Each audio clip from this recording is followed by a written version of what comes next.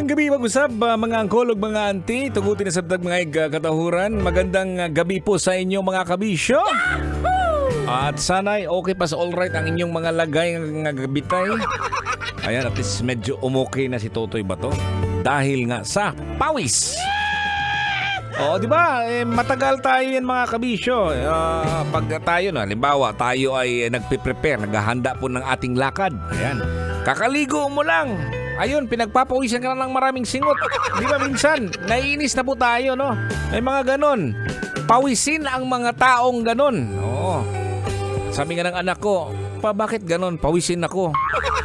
Sabi ko, okay yan. At least nag-activate yung sweat glands po ninyo. Yowards! Oo.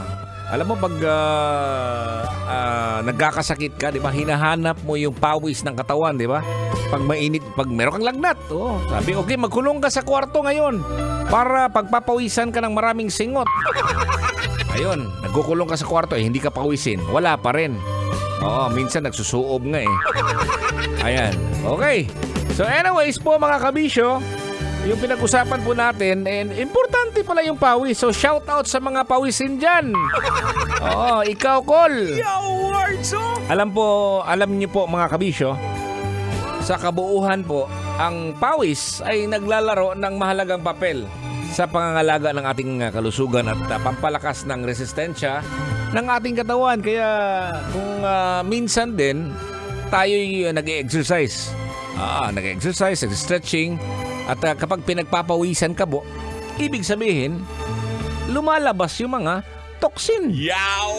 Oo, yung mga hindi kailangan po ng katawan. Maganda po yan mga kabisyo. At sa pamamagitan po ng wastong pag-alaga at pag-unawa sa kahalagahan po ng ating pawis ay maaaring mapanatili po natin ang ating kalusugan. Pangkalahatang kalusugan. Kaya sabi nga nila, pag iba yung amoy mo, ibig sabihin may something. Oo. Hindi ba Col? Uncle taxi driver, yung taxi mo, hindi ba yan nangangamoy ng singot? Pero yung mga bago-bago mga kotse yan, mabango po yan mga kabisyo. Ayan. At yun yung ating mga pinag-usapan po dito mga kabisyo. At sana po, kayo po nag-enjoy dito sa ating programa.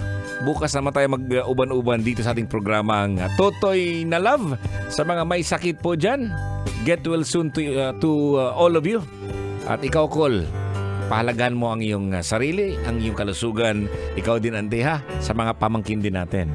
Alright, magbabahala na po si Totoy Bato. Di nilang takutob. Huwag mo kaya itong programang Totoy na Love. Di nilang sa 90.7 Love Radio. Mayang gabi, mga kabisyo. Amping perme. Sasakyan si